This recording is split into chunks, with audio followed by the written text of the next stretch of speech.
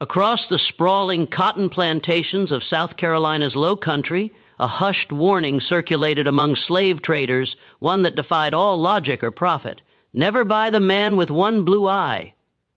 By 1847, at least 17 plantation owners had acquired this man, and every single one had sold him within days, often at a devastating loss that would have ruined lesser men. The pattern was undeniable, and soon Charleston slave markets outright refused to auction him. What could a single man accomplish in a week that would drive hardened, wealthy slaveholders, men who had amassed fortunes on human suffering, into financial despair just to rid themselves of him? The answers are scattered across old ledgers, private letters, and testimonies that those who survived spent decades attempting to erase.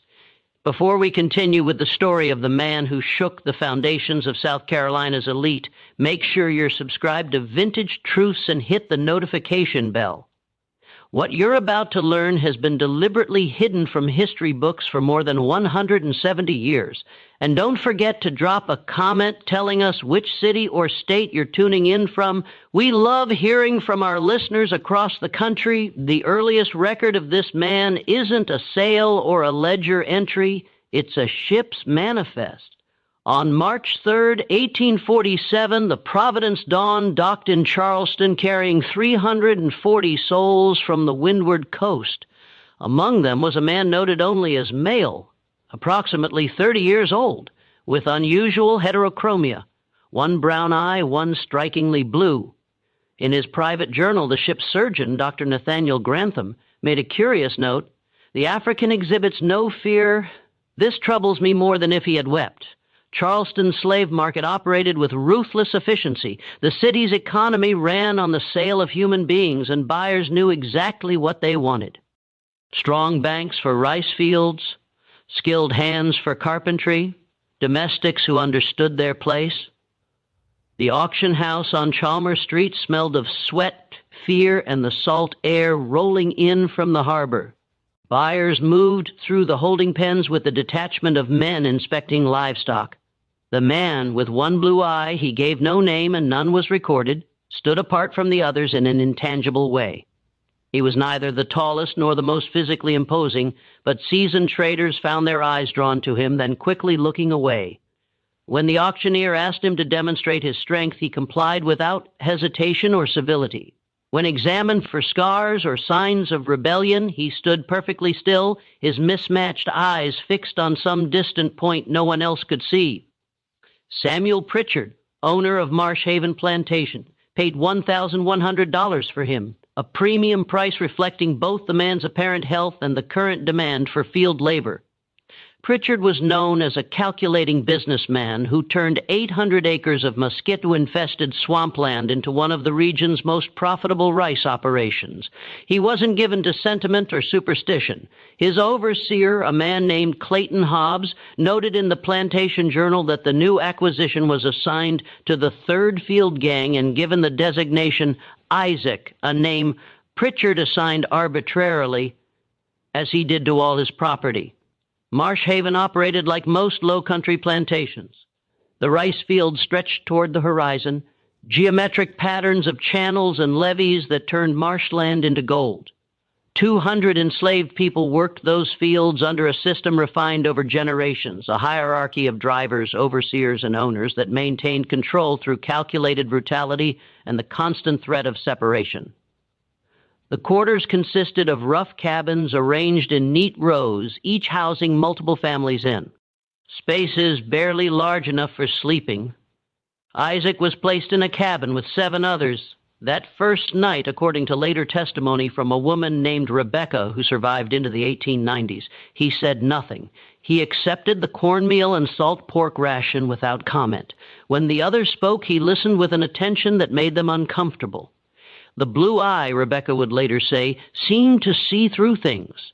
Not magic, she insisted to her interviewer. It was like he was reading words written on your soul that you didn't know were there.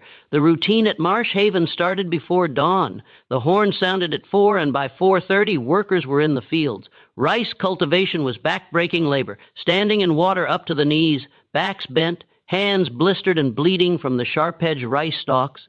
The overseers moved on horseback, and the crack of the whip provided punctuation to the workday. Pritchard prided himself on running an orderly plantation where discipline was maintained without excess. Isaac worked with mechanical precision. He learned the rhythm of rice cutting in hours, matched the pace of men who'd done it their entire lives by the second day. The overseers found nothing to fault. He was neither rebellious nor obsequious. He simply worked, ate, slept, and worked again. But by the fourth day, something had changed at Marsh Haven, though no one could identify exactly what. The first indication that something was wrong came from Clayton Hobbs himself. On the morning of Isaac's sixth day at the plantation, Hobbs arrived at the main house 2 hours before his usual time. Pritchard's house servant, a man named Daniel, later testified that the overseer looked as though he hadn't slept. His hands trembled as he asked to speak with the master immediately. What passed between them remained private, but witnesses in the house reported raised voices. Hobbs ifed within the hour. He never returned to Marsh Haven. His wife collected his belongings 3 days later and told anyone who asked that her husband had taken a position in Georgia. The plantation records show he forfeited 2 months' salary rather than work out his notice. Pritchard himself went to the fields that day, an unusual occurrence that sent ripples of unease through the quarters. He was seen speaking briefly with Isaac, though no one could hear what was said. When Pritchard returned to the main house, his wife commented in a letter to her sister that he had taken ill with some disturbance of the nerves and had retired to his study with a bottle of whiskey. The next morning, the 7th day since Isaac's arrival, Samuel Pritchard did something unprecedented in his 20-year career as a plantation owner. He took Isaac directly to Charleston and sold him at the first market that would accept the transaction for $800, a $300 loss. When the buyer, a man named Joseph Merriweather, asked if there was any defect in the slave, Pritchard's response was noted in the sale document. No physical defect. I simply have no further use for him. Merriweather owned a turpentine operation in the Pine Barrens north of Georgetown. He was a practical man who saw a bargain and took it. According to his own later account recorded in a deposition for an unrelated legal matter, he noticed nothing unusual about Isaac during the journey to his property. The man was quiet, compliant, and showed no signs of disease or injury. The turpentine camps operated differently from rice plantations. Men worked in small groups, tapping pines, collecting resin, managing the distillation process. It was dangerous work. The stills exploded regularly, and the forests held their own hazards, but it required some independence and judgment. Merriweather placed Isaac with an experienced crew and thought nothing more of it. For 3 days, everything proceeded normally. Isaac learned quickly, worked steadily, and created no disturbances. On the 4th day, Merriweather found himself unable to sleep. He later described it as an inexplicable anxiety, a feeling that something in his camp had gone fundamentally wrong, though he could identify nothing specific. On the 5th day, 2 of his other workers requested transfer to a different crew away from Isaac. When Merriweather demanded an explanation, they couldn't provide one. Something ain't right about him was all they would say. On the morning of the 6th day, Merriweather made his own decision. He took Isaac to Charleston and sold him to a rice factor named Benjamin Ruttled for $750. Merriweather refused to discuss his reasons. Even when Ruttled pressed him, the sale document notes only seller expressed urgency. Transaction completed same day. By late April 1847, a pattern had emerged that defied everything Charleston's slave traders understood about their business. Isaac had been sold 6 times in as many weeks.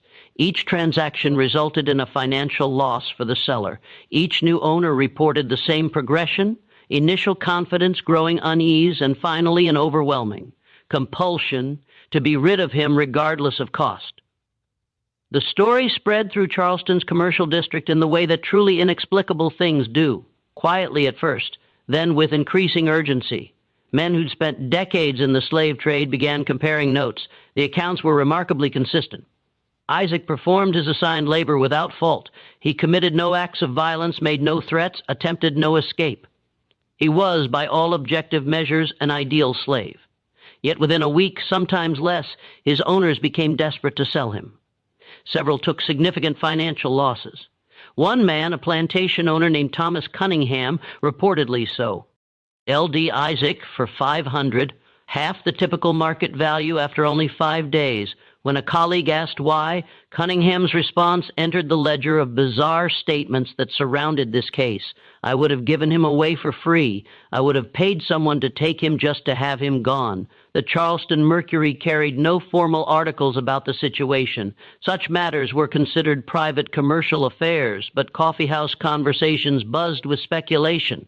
Some suggested Isaac carried disease, though medical examinations found him healthy. Others proposed he was somehow poisoning his owners' minds with African witchcraft, though this theory was dismissed by the city's more educated residents as superstitious nonsense. Dr. Marcus Fairchild, a physician with interests in the emerging field of mental medicine, took note of the case in his private correspondence. In a letter to a colleague in Philadelphia dated May 2nd, 1847, he wrote, "I am intrigued by accounts of a Negro slave who appears to induce psychological distress in those who claim ownership of him. Multiple men of sound reputation and business acumen have behaved in economically irrational ways after brief exposure." The question presents itself: what mechanism could produce such consistent effects across varied individuals? The slave traders themselves began to refuse him. The auction houses on Chalmers Street and Queen Street developed an informal policy. They would not accept Isaac for sale. Private dealers who operated in the markets on Vanderhorst Wharf turned him away. By mid-May, Isaac had become essentially unmarketable in Charleston proper. This should have been the end of it. An unsellable slave would typically be sent to the agricultural interior, sold at steep discount to small farmers, or put to work in the most brutal industrial operations where turnover was high and questions were few. B.U. had attracted enough attention that even those usual outlets began to close. Josiah Tumanine was not a man given to curiosity about slaves. As one of Charleston's most successful cotton factors, his business involved moving agricultural products from plantation to market, managing the financial arrangements that kept South Carolina's economy running. He dealt with enslaved people as one might deal with any other form of property, as assets to be accounted for in ledgers, their value calculated in dollars and cents. But Tumain was also a meticulous record keeper with an analytical mind, and the Isaac situation offended his sense of order. In early June, he began collecting testimony from the men who'd owned the slave, attempting to identify some logical explanation for the pattern. His notes, preserved in the Tumain family papers now held at the South Carolina Historical Society, reveal a man increasingly frustrated by the inadequacy of the information. Samuel Pritchard would only say that he'd lost confidence in the purchase. Joseph Merriweather claimed incompatibility with camp operations. Benjamin Ruddled offered nothing beyond business reasons. The other owners were similarly evasive. Tumain's investigation took a different approach. Rather than interviewing the owners who clearly would not or could not articulate their reasons, he sought out the enslaved people who'd worked alongside Isaac. This was unusual. White Southerners rarely consulted slaves for information beyond immediate practical matters. But Tumain's curiosity had become genuine obsession. What he learned disturbed him enough that he stopped his investigation entirely and destroyed most of his notes. The surviving fragments suggest that Isaac possessed an uncanny ability to understand the psychological foundations of the slavery system itself, the fears, guilts, justifications, and mora, compromises that allowed men to build their lives on human bondage. Rebecca, the woman who'd shared quarters with Isaac at Marsh Haven, told Tumain he never said nothing about rebellion, never spoke against the masters. But when he looked at you with that blue eye, you suddenly saw yourself as you really were, not what you told yourself you were. And for them, white men, what they really were must have been a terrible thing to see. Another account from a man named Jacob, who'd worked with Isaac in the Tarpentine camps, described something similar. Isaac could listen to a man talk for 5 minutes and know everything about him, know his fears, know his secrets, know what he hid even from himself, and somehow, without saying a word, he'd make you know he knew. That was what scared them, not what he might do, what he already knew. The most detailed account came from a house servant named Phyllis, who had worked in Benjamin Ruttle's household during Isaac's time there. She described an incident on Isaac's 4th day when Ruttle had summoned him to the study. Phyllis, serving tea, witnessed the conversation. Ruttle had asked Isaac directly, "What do you do to unsettle men?" According to Phyllis's testimony, Isaac had responded with perfect courtesy, "I do nothing, sir. I work as instructed. I obey all commands. If my presence causes discomfort, perhaps you should consider why that might be so." The phrasing was respectful, the tone differential, but Ruttle had gone pale. He dismissed Isaac immediately and spent the next 2 days in visible agitation before selling him at a significant loss. By June, Isaac had been sold 11 times. His market value had dropped to $400. The financial losses to his various owners now totaled over $2,000, a substantial sum representing the price of the man's own freedom several times over, squandered by men who found his mere presence intolerable. A Charleston merchant named William Thorne, who specialized in difficult sales, finally found a buyer in the agricultural interior.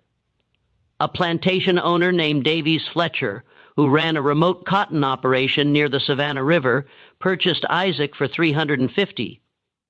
Fletcher had a reputation as a particularly harsh master who believed that proper discipline could break any slave spirit. When told about Isaac's history, Fletcher laughed. "I've dealt with rebellious Negroes before. This one will be no different. Davies Fletcher's plantation, called Riverside, though it's at a good mile from the Savannah, operated on principles that made even other slaveholders uncomfortable." Fletcher believed that enslaved people responded only to overwhelming force, that any hint of independence needed to be crushed immediately and publicly. His plantation had the highest rate of injuries in the district, and visiting neighboring planters often commented on the fearful atmosphere among his workers. Isaac arrived at Riverside in late June. Fletcher made a point of establishing dominance immediately, a practice he followed with all new acquisitions. He had Isaac stripped and examined in front of the assembled enslaved population, a humiliation designed to establish helplessness. When this failed to produce the expected fear, Fletcher had him assigned to the most brutal work details, clearing new ground in weather hot enough to kill men dawn to dusk with minimal water. Isaac endured it without complaint or apparent distress. A week passed, then 2. Fletcher's overseer, a man named Sullivan, began making the same observations that had troubled Clayton Hobbs at Marsh Haven. Isaac worked steadily, neither fast nor slow, never shirking, but never exceeding what was required. He ate whatever food was provided. He slept when allowed. He showed no emotion. And yet, Sullivan reported the other enslaved. D people began treating Isaac differently, not with fear or hostility, but with a kind of quiet deference that had nothing to do with formal hierarchy. In the quarters at night, people spoke more freely when Isaac was present. The usual caution that governed all interactions seemed to evaporate around him. More troubling to Sullivan was his own behavior. He found himself hesitating before issuing punishments when Isaac was nearby. The casual brutality that was his stock in trade suddenly felt performative. Hollow, he began avoiding direct contact with Isaac, assigning him to work details where supervision would fall to others. Fletcher noticed his overseer's unease by the 3rd week and confronted him directly. Sullivan, according to his own later account, couldn't explain it. "The Negro does nothing wrong, but when he looks at me, I feel judged. Not by him, by myself, as if I'm seeing my own actions through eyes that haven't learned to justify them yet." This conversation enraged Fletcher. He prided himself on his unshakable convictions, his certainty that the system he maintained was not only economically necessary, but morally correct. The suggestion that one African slave could undermine that certainty struck him as both absurd and personally insulting. He decided to break Isaac through direct confrontation. On the morning of Isaac's 25th day at Riverside, Fletcher had him brought to the yard behind the main house. The entire enslaved population was assembled to watch. Fletcher announced that Isaac would be whipped, not for any specific offense, but as a demonstration that no slave at Riverside was beyond his power to humble. What happened next entered plantation legend and was documented in multiple accounts. Isaac stood at the whipping post without resistance as his wrists were tied. Fletcher himself took the whip, an unusual choice, as owners typically delegated such tasks to overseers. He delivered the first strike across Isaac's back with practiced force. Isaac made no sound. The second strike fell, then the third. Fletcher continued with increasing violence, the whip cutting through skin, drawing blood. The assembled people watched in horrified silence. 10 strokes. 15, 20. Isaac never made a sound. He didn't flinch. He stood perfectly still, his mismatched eyes, one brown, one blue, fixed on the horizon. At 25 strokes, Fletcher stopped, not because Isaac had broken, because Fletcher himself could no longer continue. Multiple witnesses reported that the plantation owner was weeping, his face contorted with an emotion that none of them had seen before or could name. Fletcher dropped the whip and walked into his house.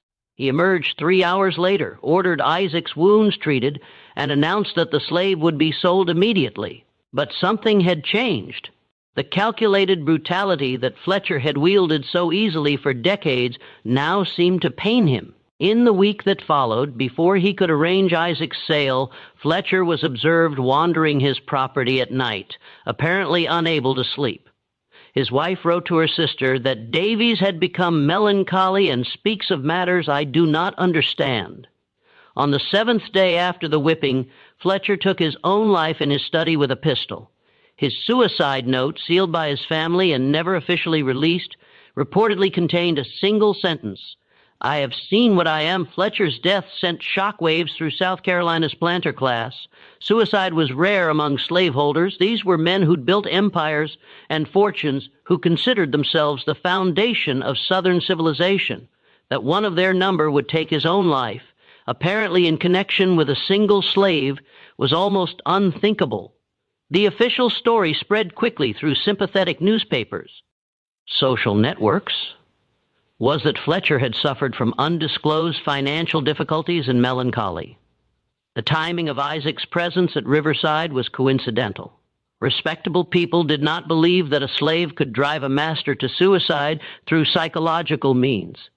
But the rumors persisted, and now they carried genuine fear. Isaac passed into the ownership of Fletcher's estate administrator, who held him for exactly 3 days before selling him to a trader heading toward the Alabama frontier. That trader kept him for 2 days before passing him to a colleague in Georgia. A week later, Isaac was in Tennessee, then Kentucky. Each transaction involved a loss. Each new owner reported the same pattern: initial confidence, growing unease, desperate urgency to be rid of him. Just when we thought we'd seen it all, the horror in Isaac's story intensifies. If this story is giving you chills, share this video with a friend who loves dark mysteries. Hit that like button to support our content. And don't forget to subscribe to never miss stories like this. Let's discover together what happens next. By September 1847, Isaac had been sold 23 times. He'd traveled through 6 states. His market value had dropped to $200. But something else was happening, something that would prove more dangerous than anything that had come before. Enslaved people were talking, not openly, not in ways that white Southerners could easily detect, but through the communication networks that existed beneath the surface of plantation society. Songs, coded messages, stories passed from field to field, plantation to plantation. The story of the man with one blue eye who could make masters question their own certainty in a system built on absolute power and psychological domination. This was revolutionary, not because Isaac advocated for violence or escape. He apparently never did, but because his very exile. Stents demonstrated that the master's certainty could be shaken, that the elaborate justifications they'd constructed for slavery could be made to feel hollow and false even to themselves. A minister named Reverend Aldrich Hayes, who served several plantation parishes in Mississippi, noted in his diary that summer, "There is a disturbing current running through the Negro population. Not rebellion in the traditional sense, but a kind of quiet confidence that troubles me greatly. They speak in riddles about judgment and seeing truly. I fear some new form of resistance is taking shape. What Hayes couldn't have known was that the resistance wasn't in what Isaac did or said, it was simply in what he was. A living demonstration that enslaved people could see their masters with perfect clarity, understanding them better than they understood themselves, and that this knowledge, this seeing, was itself a form of power that no amount of physical force could suppress. In October, Isaac was purchased by a man named Nathaniel Grantham, the same ship surgeon who'd first examined him in Charleston. Grantham, who'd since left maritime medicine to open a practice in New Orleans, had followed Isaac's story with scientific fascination. He saw an opportunity to study what he believed was a unique psychological phenomenon.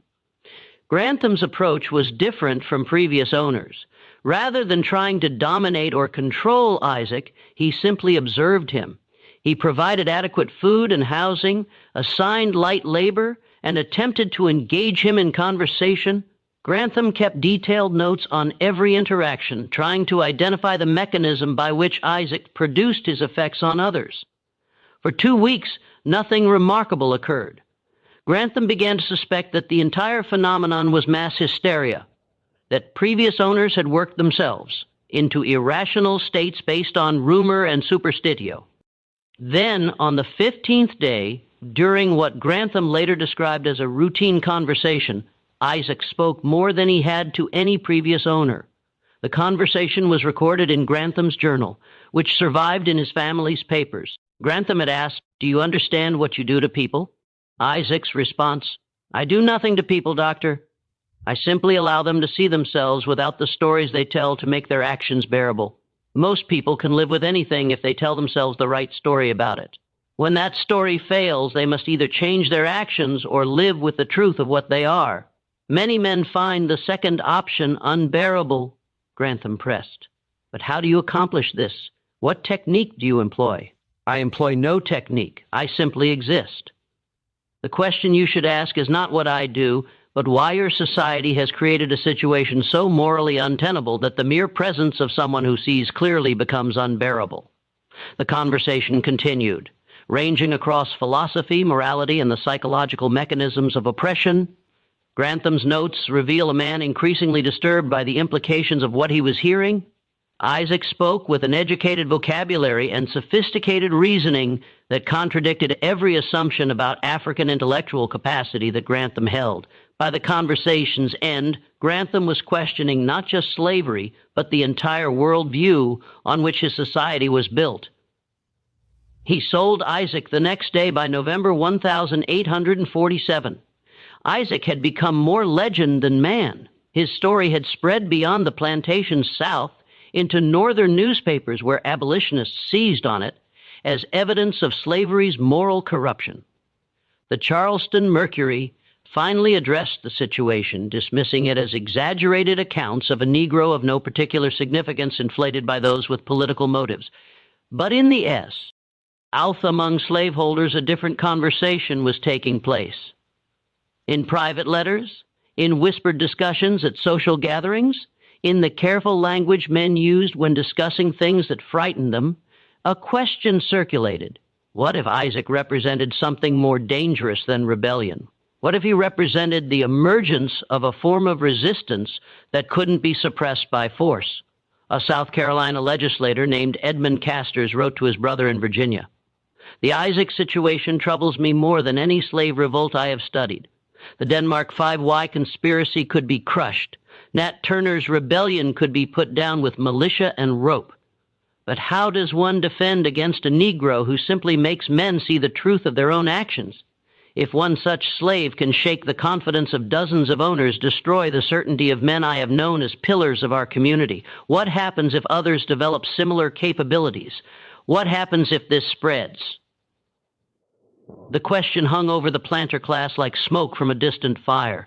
In Charleston's private clubs, men who'd spent decades defending slavery with elaborate philosophical and biblical arguments found themselves unable to articulate what made Isaac different. He'd broken no laws, he'd committed no violence. He'd made no incendiary speeches, yet his mere presence had proven corrosive to the psychological certainty on which the entire system depended. Dr. Nathaniel Grantham, still deeply shaken by his conversation with Isaac weeks earlier, attempted to present his findings to the Charleston Medical Society in early November. His paper, titled Observations on Psychological Distress Induced by Moral Contradiction, was rejected before he could deliver it. The Society's president, Dr. Augustus Hammond, wrote in his rejection letter, "The implications of your research are dangerous. You suggest that our social system requires psychological delusion to function. Such conclusions, whether true or false, cannot be given public forum." Grantham's private response, preserved in his correspondence, was telling. "My dear Hammond, I did not suggest this. I observed it. There is a difference. Isaac revealed nothing new. He simply made visible what was always there, that we have built our prosperity on a foundation we cannot bear to examine directly. The answer to what Isaac represented came from an unexpected source, the enslaved community itself. A woman named Hannah, who'd worked for 30 years in various Charleston households, finally agreed to speak with Josiah Tremaine as he quietly resumed his investigation. Hannah was unusual in several respects. She could read and write, taught secretly by a sympathetic owner's daughter decades earlier. She'd been manumitted 5 years prior due to her owner's death, and a generous will, making her one of Charleston's small population of free people of color. Her testimony, recorded in Tremaine's reform notes, provided crucial context that white observers had entirely missed. "You're asking the wrong questions," Hannah told Tremaine during their meeting in the back room of a colored church on street. "You want to know what Isaac does? What technique he employs? As if he's performing some kind of conjuring trick. But Isaac isn't magic. Isaac is just smarter than you, smarter than any master I've known. He learned your language perfectly, not just the words, but the meanings beneath the words, the things white folks say without saying them. He learned to read and write before he was ever captured in Africa. He had an education that would shame most white men in this city." Tremaine pressed for specifics. As for Hannah's account, detailed over several meetings, painted a picture of Isaac that contradicted everything white Southerners believed about African intel. Lectual capacity. Isaac came from a merchant family in what you call the Windward Coast, Hannah explained. His father traded with British ships. Isaac learned English from English traders, learned to read from Christian missionaries. He studied mathematics, navigation, philosophy. When he was captured, betrayed by a rival family, and sold despite his status, he already understood more about your world than most white men understand about their own. On the ship, he stayed quiet, watched, listened, learned more. By the time he reached Charleston, he understood not just your language, but your fears, your justifications, your lies. This information came from conversations Hannah had conducted with enslaved people who'd worked alongside Isaac. The underground communication networks among Charleston's enslaved population had tracked his movements, collected stories, shared information. While white owners saw only their own discomfort and couldn't articulate its source, the enslaved community recognized exactly what was happening. Isaac understands something that terrifies white folks, Hannah continued. He understands that the entire system of slavery only works if you can convince yourselves that we were less than human, that we don't feel like you feel, think like you think, love like you love. You need to believe that we're suited for slavery, that it's natural, that God ordained it. The moment you truly see us as people, as intelligent, feeling, fully human people, the whole thing becomes unbearable. Isaac doesn't do anything except exist as proof of our full humanity. He doesn't need to speak against slavery or plan rebellion. His intelligence, his composure, his clear-eyed understanding of what you've built, that alone is enough to shatter the comfortable lies. And for men who built their lives on those lies, his existence is worse than any rebellion. Tremaine's note suggests this explanation disturbed him profoundly. He'd spent his professional life treating enslaved people as economic units, calculating their value in ledgers, managing their sale and transport as he would any commodity. The possibility that many of them possessed intellectual capabilities equal or superior to his own, that they saw through every justification he'd ever made for the system, was almost unbearable to contemplate. But Hannah wasn't finished. "There's something else you need to understand," she said. "Isaac knows that the white men who own slaves are trapped too. Not like we're trapped, don't mistake me, but trapped in their own way. They've built their whole lives, their wealth, their standing in society on slavery. They've told themselves stories about why it's right and necessary. They've twisted their religion to justify it, twisted their philosophy, twisted their understanding of human nature. And now they're in too deep to get out without losing everything: their fortunes, their social position, their sense of themselves as good men." Isaac sees that trap. He sees how they've imprisoned themselves in their own lives. And when he looks at them, they see themselves reflected in his eyes, not as the benevolent patriarchs they pretend to be, but as men who've chosen comfort and profit over their own humanity. This psychological insight that Isaac threatened not just the slaveholders' external power, but their internal self-conception, explained what nothing else could. The men who'd owned Isaac hadn't simply found him inconvenient or troublesome. They'd found him unbearable because he made them unbearable to themselves. Hannah's testimony paradoxically made Isaac even more dangerous to the slaveholding class. If his effect came from intelligence and education rather than some inexplicable phenomenon, it meant that other enslaved people could potentially develop similar capabilities. The carefully maintained fiction of intellectual inferiority, crucial to justifying the system, was threatened not by Isaac alone, but by what he represented: the possibility that hundreds of thousands of enslaved people might see their oppressors with the same clear-eyed understanding, might recognize the moral and psychological weakness beneath the displays of power. The implications were discussed in coded language among South Carolina's political elite. A series of meetings took place in Charleston that November, attended by prominent planters, merchants, and politicians. No official minutes were kept, but correspondence from several attendees survived. The consensus was clear: Isaac needed to be removed from circulation entirely, and measures needed to be taken to ensure no similar case could develop. In the week following these meetings, South Carolina's legislature began drafting new laws. One proposal would make it a crime to teach any enslaved person to read or write, with harsh penalties for both teacher and student.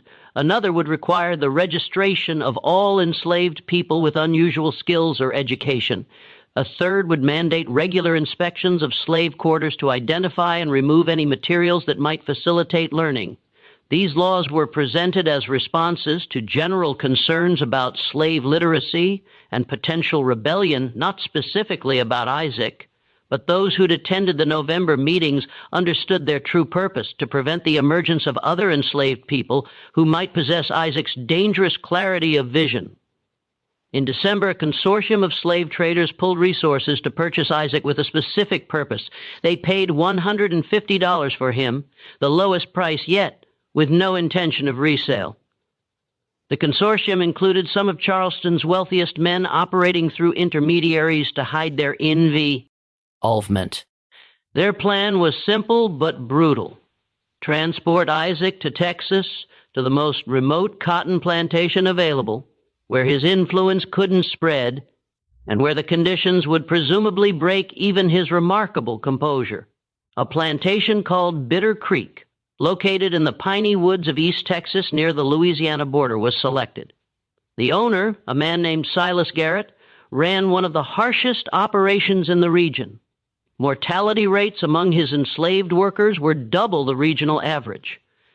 Garrett's philosophy was that slaves were cheapest to replace than to maintain, so he worked them to death and purchased replacements. It was, the consortium members agreed, the perfect place to bury Isaac, where he could do no more damage. They underestimated him one final time.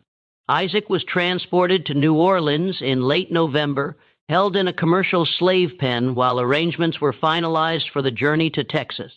The pen's operator, a man named Maurice Dufresne, kept detailed records of all his temporary charges. His notes on Isaac were brief but revealing. Negro male, educated, dangerous, keep separate from other stock, minimal interaction. During his 2 weeks in New Orleans, Isaac was held in isolation, a small cell with a barred window overlooking the pen's courtyard. But isolation couldn't prevent him from observing.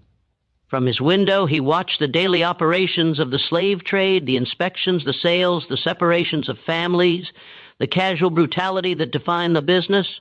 He also watched the men who worked in the trade, and what he saw would prove significant. Among Dufresne's employees was a man named Thomas Webb, a former overseer who'd taken work in New Orleans after leaving plantation life under unclear circumstances. Webb was assigned to guard Isaac during his confinement, bringing meals and ensuring he had no contact with other enslaved people. Webb later testified in a deposition taken for an unrelated legal matter years later that he'd spoken with Isaac several times during those 2 weeks. The conversations, Webb said, had changed his life. "I thought I'd seen everything," Webb stated in his deposition. "I'd worked plantations for 15 years. I'd done things I'm not proud of, but I told myself I was just doing my job, following orders, maintaining discipline. Isaac didn't accuse me of anything, didn't condemn me. He just asked questions, simple questions that I couldn't answer, like if you saw a white child treated the way you treat enslaved children, what would you feel? Hi, when you go home at night, do you tell your wife exactly what you did that day, or do you leave parts out? Just questions. But every question exposed something I'd hidden from myself." Webb continued.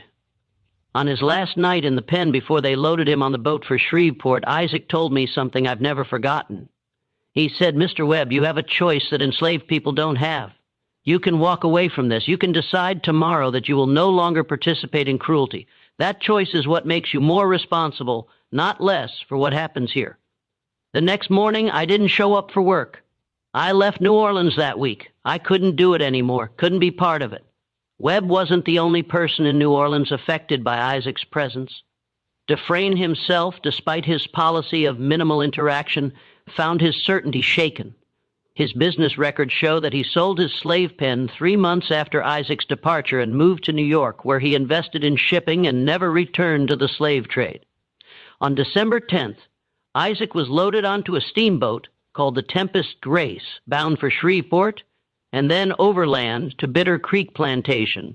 He was placed in chains for the first time in his entire period of captivity, a tacit admission that normal methods of control had failed. The chains were heavy iron connected to a post in the hold where cargo slaves were kept during river transport. The Tempest Grace was captained by Terrence Walsh, a 40-year-old riverboat man who'd spent 2 decades on the Mississippi. Walsh ran a tight ship known for punctuality and professionalism. He transported cargo of all kinds, including enslaved people, with the same efficient detachment he brought to cotton bales or machinery. The journey upriver would take 3 weeks, fighting against the current, stopping at various landings to load and unload cargo. Isaac was one of 7 enslaved people being transported by various owners to destinations along the river. The others were kept in a separate section of the hold, but on the second night, Walsh made a decision that would later seem significant. He moved Isaac to a small storage room near his own cabin, officially because the iron post in the main hold was needed for securing other cargo.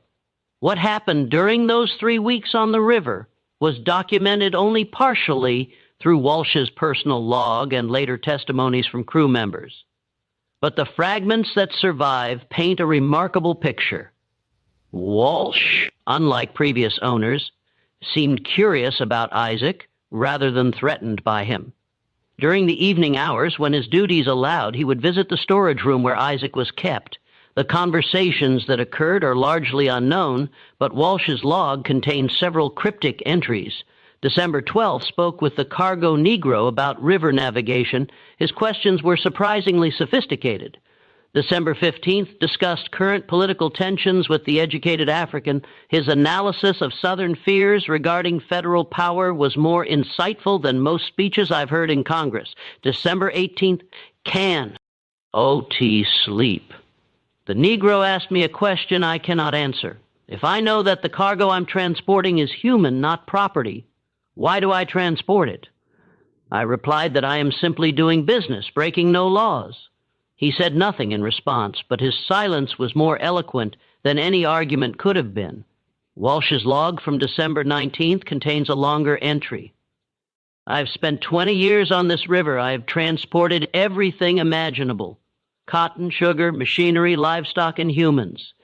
I have never questioned the rightness of any of it. The law permits it, the market demands it, society accepts it. But tonight, looking into the eyes of this chained man who speaks with more education and insight than most free men I know, I am forced to ask, what am I? Not what do I do, but what am I? If I am a man who transports other men in chains, knowing them to be men, what does that make me? The next entry, dated December 20th, was the last Walsh would write for several weeks. It contained only one sentence: I have made a decision that will cost me my livelihood and reputation, but I find I can live with that more easily than I can live with what I have been. Somewhere on the Mississippi, on the night of December 20th, 1847, Isaac's chains were removed. What exactly happened that night became the subject of intense speculation and conflicting accounts. The official report filed by Walsh when the Tempest Grace reached Shreveport on December 28th stated that Isaac had somehow slipped his chains and jumped overboard during the night watch. The river was searched for 3 days. No body was recovered. The consortium members who'd purchased Isaac and paid for his transport were furious, but there was little they could do beyond absorb the financial loss.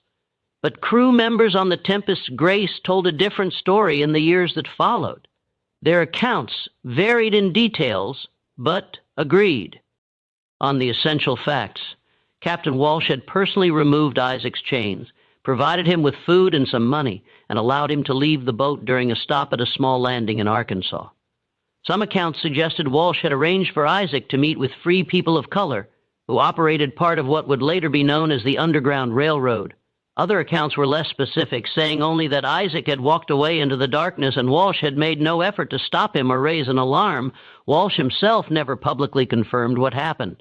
When questioned by the Tempest Grace owners about the incident, he stuck to his official story. The slave had escaped, method unknown, but Walsh's actions after reaching Shreveport were telling. He completed his contract to deliver the remaining cargo, then resigned his position. He returned to Pennsylvania, where he'd been born, and never worked the river again. The story of Isaac, if that was even his real name, officially ended with his disappearance from the steamboat on December 20th, 1847. The Charleston Mercury ran a brief notice about a drowned slave in early January, misidentifying him as James and getting several details wrong. The slave traders who'd lost him never publicized the full story. It was easier to absorb the financial loss than to explain how 28 different owners over 8 months had all found one man so psychologically unbearable that they'd collectively lost thousands of dollars trying to be rid of him, but the impact of his brief passage through the American South rippled outward in ways that no one fully documented or understood at the time. Plantation records from the late 1840s show unusual patterns among the men who'd owned Isaac, even briefly. Samuel Pritchard, the first owner, began showing signs of what his family described as nervous melancholy in the spring of 1848. He sold Marsh. Haven Plantation in 1849 at a significant loss, accepting an offer well below market value, and moved to Philadelphia, where he invested in textile manufacturing. His wife's letters to her sister document the change. Samuel will not discuss his reasons for leaving Carolina. He says only that he can no longer live in a manner that conflicts with his conscience. He has become nearly obsessed with reading anti-slavery literature, though he will not speak publicly on the subject. Pritchard never fully explained his transformation, but in a private letter to his brother written in 1851, he came closest. I have seen what we are, not what we tell ourselves we are, not what we present to the world, but what we actually are when stripped of all our justifications and philosophical dress. A man showed me this, though he spoke hardly a word. Once seen, it cannot be unseen. I could not continue. Benjamin Ruttle's evolution was more gradual but equally significant. He dramatically reduced his slave holdings between 1848 and 1850, selling or manumitting more than two-thirds of the people he'd claimed as property. He began writing letters to newspapers advocating for gradual compensated emancipation, a position that made him a pariah among Charleston's planter class, but gained him some respect in northern circles. His family's papers show that he faced social ostracism and business difficulties as a result, but he persisted. In a diary entry from 1849, Ruddle wrote, "I cannot pinpoint the precise moment when my certainty crumbled. Perhaps it was gradual, years of small doubts accumulating until the weight became unbearable. Or perhaps it was one specific moment, looking into the eyes of a slave I briefly owned and seeing reflected there not hatred or fear, but a kind of profound sadness, as if he pied me, as if he understood that I was trapped in something terrible of my own making. Sin. See ye, that day I have been unable to maintain the comfortable illusions that once sustained me." Joseph Merriweather, the turpentine operator who'd owned Isaac for less than a week, sold his entire operation in 1848 and moved west to California during the gold rush. He left no written record of his reasons, but his sister's correspondence mentions that Joseph had become deeply troubled in spirit and needed a complete change of scenery and occupation. Even men who'd never personally owned Isaac but had been involved in his sale or transport showed signs of psychological impact. Several slave traders in Charleston left the business between 1848 and 1850, transitioning to other forms of commerce. Some moved north. Others remained in the South, but refused to continue participating in the slave trade specifically. Dr. Nathaniel Grantham's transformation was the most dramatic and publicly visible. He abandoned his medical practice in New Orleans in early 1848 and moved to Boston, where he became involved in abolitionist circles. He wrote extensively about the psychological damage that slavery inflicted on both enslaved and enslaver, publishing a series of essays in The Liberator and other anti-slavery publications. His most influential work, published in 1850, was titled The Moral Cost of Human Bondage, Observations on the Psychological Mechanisms of Oppression. While the essay never mentioned Isaac by name, its themes clearly grew from Grantham's 15-day observation of him.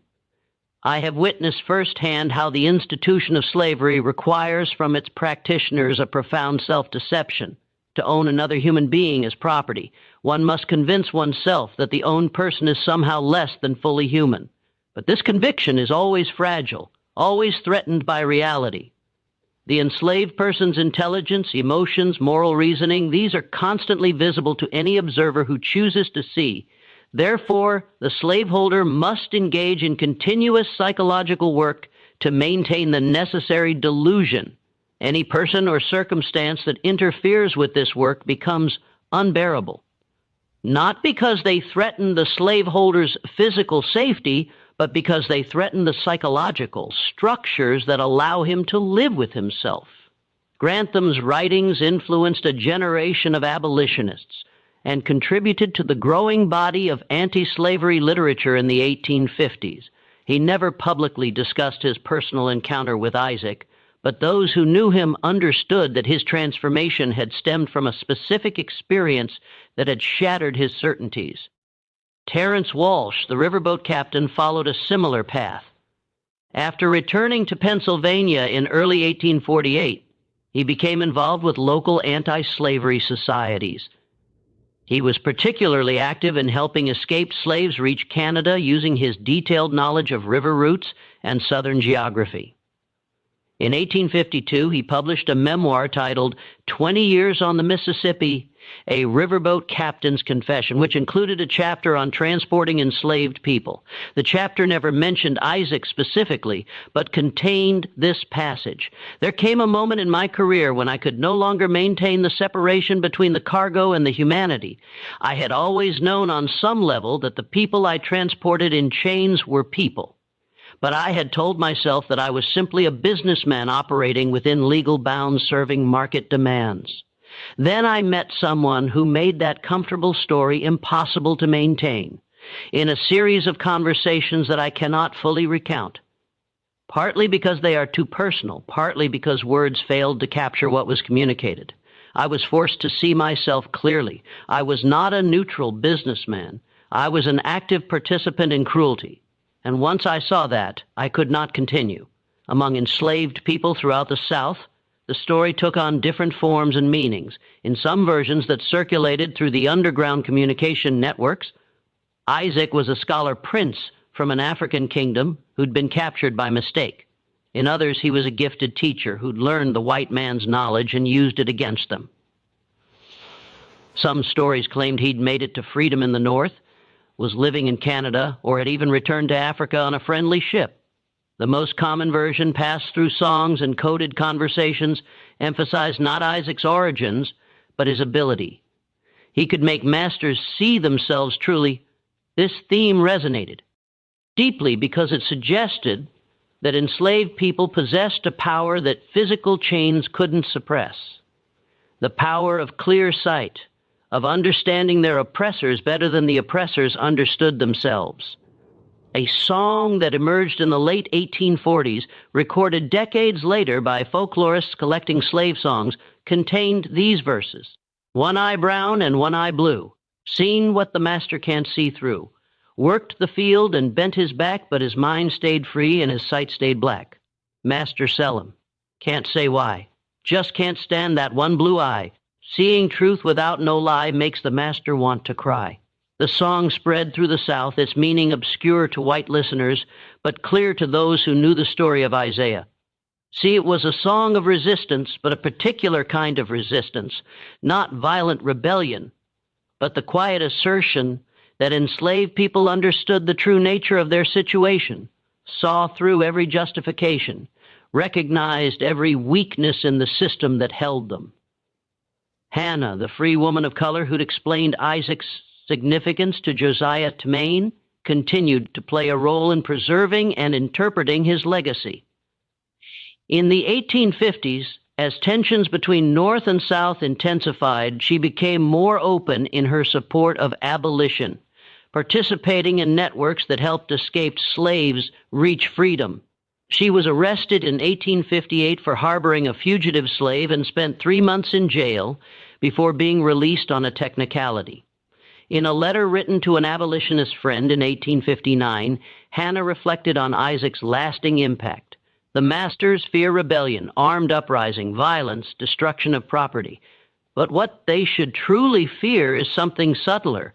The day when enslaved people stop pretending, stop performing the role of contented servitude, stop helping to maintain the illusion that the system is natural and right. Isaac Nev. ER advocated for violence. He simply refused to pretend. And that refusal, multiplied across thousands of people, could bring down the entire structure more effectively than any army.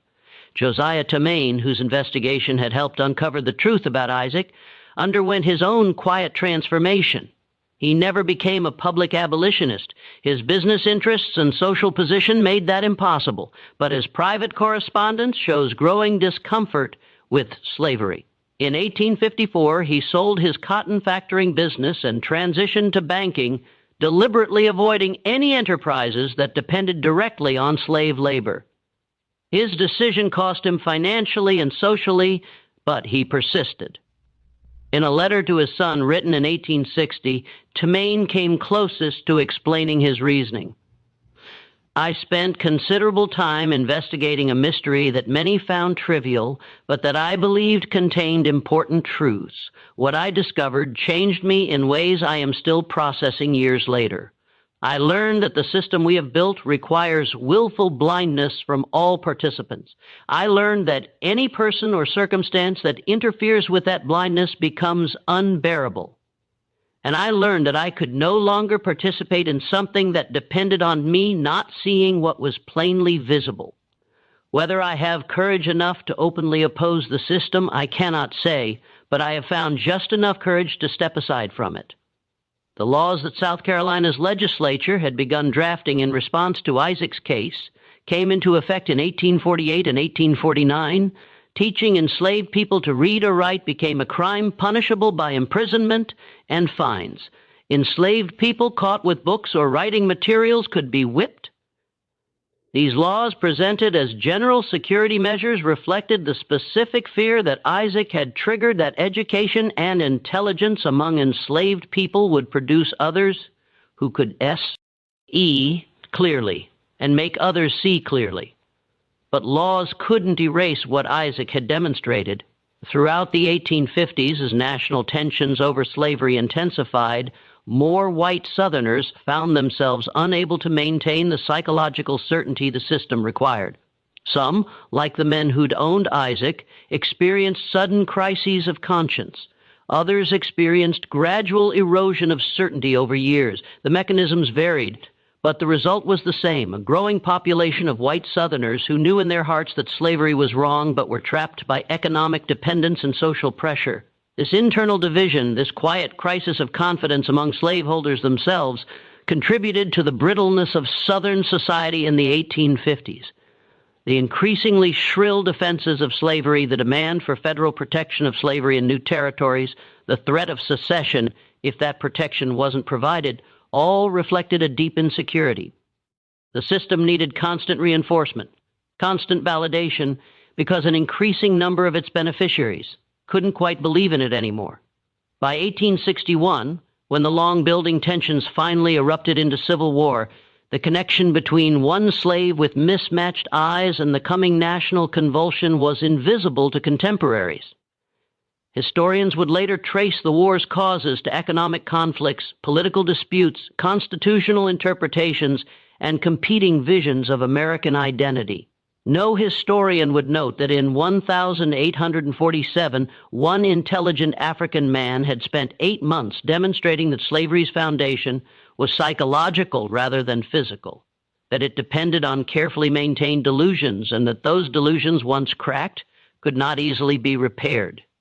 Perhaps that's appropriate. History is made by vast impersonal forces, economic systems, political movements, demographic shifts, but it's also made by individual acts that expose the lies societies tell themselves, that make visible what people have worked hard not to see. Isaac, whoever he really was, had been one such act. The question of what actually happened to Isaac after December 20th, 1847, was never definitively answered. No confirmed sightings were reported. No records exist of his arrival in the North or Canada. The most likely explanation, the one that most historians would accept if they knew the full story, is that he drowned in the Mississippi, either accidentally or deliberately, weighted by chains or weak from confinement, another casualty of a system that couldn't tolerate his existence. But other possibilities existed. The network of free people of color, underground railroad operatives, and sympathetic white allies that operated throughout the South could have provided escape routes. The Arkansas landing where Walsh allegedly allowed Isaac to leave the boat was near several known underground railroad stations. A man of Isaac's intelligence and education could potentially have navigated to freedom if given even a small chance. A tantalizing piece of evidence appeared in 1852. An educator named Frederick Douglass, himself an escaped slave who'd become one of the most prominent abolitionists in America, mentioned in a letter to a colleague that he'd met a remarkable man from the South, educated in Africa before his capture, who declined to share his full story, but whose insights into the psychology of slaveholders surpassed anything I've encountered. Douglass provided no name, and the letter's context suggests the meeting was brief and occurred at a gathering where many people were present. Could that have been Isaac? Possibly. Or it could have been one of the many other educated Africans who'd been enslaved and escaped. The evidence is too thin to draw conclusions. What isn't in do you? BT is the impact Isaac left on those who encountered him. 28 documented owners in 8 months. At least 5 men who abandoned the slave trade after dealing with him. Several who underwent dramatic personal transformations. One who took his own life rather than continue living with what Isaac had made him see.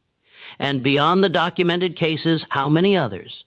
How many enslaved people who worked alongside Isaac learned from his example, absorbed his lesson about the power of clear sight?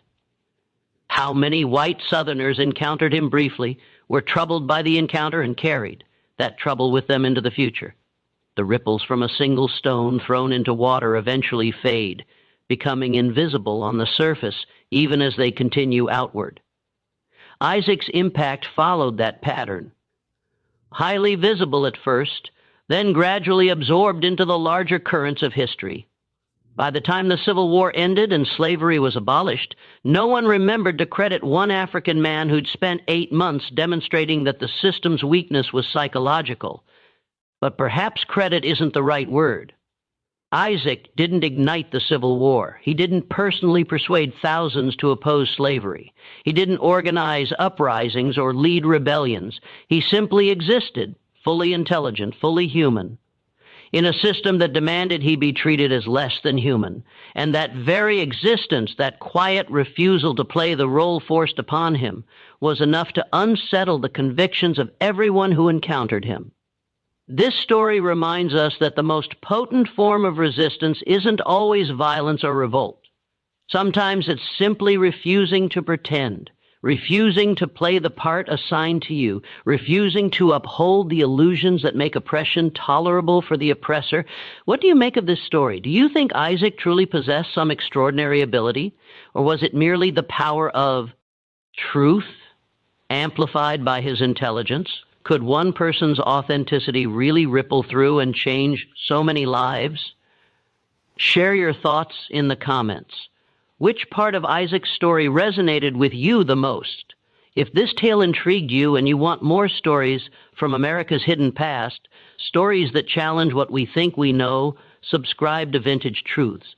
Hit the notification bell so you never miss a story, and share this video with someone fascinated by history's mysteries. Join us next time as we uncover another forgotten chapter from America's past.